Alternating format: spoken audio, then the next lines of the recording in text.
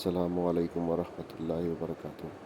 مجھے ایک صاحب نے بتایا، کہنے لگا کہ میں کسی ملک میں گیا، مجھے بندہ لے گیا، ایک ریسٹورینٹ تھا، ہوٹل تھا بہت بڑا، میں وہاں گیا، ایک دروازے پہ گیا تو اس نے دروازے کی ایک جگہ پہ بٹن لگے ہوئے تھے، اس کو اپنی مزاج سے گھمایا، کوڈ لگے ہوئے تھے، دروازہ کھل گیا، آگے راہداری تھی اور آفس تھے، اس کے بعد گیا تو ایک کونے میں ایک گیٹ تھا، اس نے کھٹکھٹایا، 3 دفعہ ادھر، 2 دفعہ ادھر، 1 دفعہ اوپر، دروازہ کھلا، اندر سے آدمی نے دیکھا، اندر سے آدمی چلا گیا، آگے گیا تو پھر آگے ایک اور دروازہ تھا، اس دروازے پہ بٹن کوڈ تھے، وہ اس نے دبائے، پھر ہم ایک دفتر میں پہنچے اور اپنی مطلوبہ جگہ پہنچے۔ کیا خیال ہے، آپ اپنے موبائل پہ کوڈ نہیں لگاتے، اپنا تھم انگوٹھا نہیں لگاتے کہ آپ کا موبائل کوئی نہ کھول سکے؟ زندگی موبائل کی طرح بندھی ہوئی ہے، بندہ عاجز آ جاتا ہے، اس بندے کا موبائل نہیں کھول سکتا، اس نے کہ جو اس نے اپنا کوئی کوڈ لگایا ہوا ہے۔ زندگی عاجز آ جاتا ہے بندہ، اور زندگیوں پہ کوڈ لگے ہوئے ہیں، بندشوں کے، دیو سائی کے، جنات شیاطین کے، بندہ نہیں کھول سکتا، اور اگر اس کو کھول سکتے ہیں تو کوئی طاقت ایسی ہے اور کوئی قوت ایسی ہے، موبائل جتنا بھی اس کو کوڈ لگا ہوا ہو، موبائل بنانے والا نظام، اس کی کمپنی اور اس کے سائنسدان، آپ 1,00,000 موبائل دیں گے اس وقت کھول کے رکھ دیں گے سارے، اس میں جتنا طاقتور کوڈ لگا ہوا ہے، جتنے آپ نے انگوٹھے لگائے ہیں، جو بنانے والا موبائل ہے اس سے سارے سافٹ ویئر، ساری زندگی کی مشینری، اندر کے سارے پرزوں کی خبر ہے، اس نے سارے پرزے گھمانے ہیں اور ایک پل میں سارے موبائل کھول کے رکھ دینے ہیں۔ یہی کچھ ہماری زندگی میں، ہماری زندگی ایسی بندشوں میں جکڑی ہوئی ہے، مسنون دعائیں، یہ چھوٹے چھوٹے حرف، یہ چھوٹے چھوٹے لفظ، یہ زندگی کے چھوٹے چھوٹے راز ہماری زندگی کی بندشوں کو، پریشانیوں کو، مشکلات کو ایسے کھول دیتے ہیں۔ روانی اور فراوانی، روانی اور فراوانی ایسے زندگی میں آتی ہے کہ عقل اور انسان کی ہوش اور انسان کی سوچ اور انسان کا گمان خیال دنگ رہ جاتا ہے کہ میرے لیے ایسا ہو بھی سکتا ہے، اتنی بڑی کامیابی۔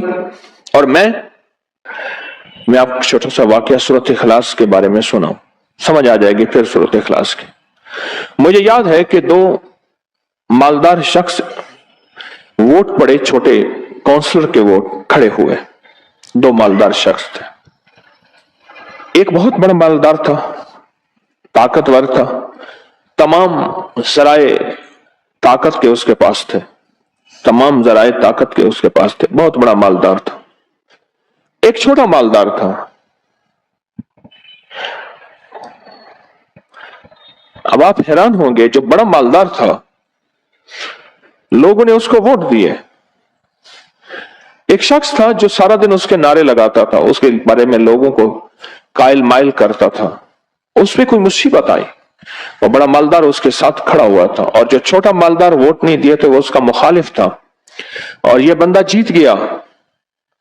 ایک بہت طاقتور شریر آدمی نے اس کو نقصان پہنچانا چاہا، ہوا یہ کہ دیوار گر گئی۔ جب دیوار گر گئی بارش کی وجہ سے، سامن بادو تھا، اب جب اس نے دیوار دینا چاہی، ساتھ والا پڑوسی کہنے لگا یہ دیوار ہماری مشترکہ تھی، لہذا گر تو ویسے گئی ہے، آپ میری جگہ چھوڑ کے آگے دیوار دیں۔ اس نے کہا یہ دیوار میری ذاتی تھی، میری خاندانی تھی، اس پہ جھگڑا ہو گیا، اور اس پہ جب جھگڑا ہوا تو وہ جو چھوٹا مالدار تھا وہ دیوار والے کے ساتھ ہو گیا، جس کا مطالبہ تھا لیکن واقعی ناجائز تھا، اور جو بڑا طاقتور تھا وہ اس کے ساتھ ہو گیا۔ آخر یہ اپنا حق جیت گیا اور اس نے اپنی جگہ پہ دیوار دی۔ آپ کی زندگی میں کئی حق ہیں جو جناتی، شیطانی اور دیو مار دیتے ہیں، آپ کو زندگی سے محروم کر دیتے ہیں۔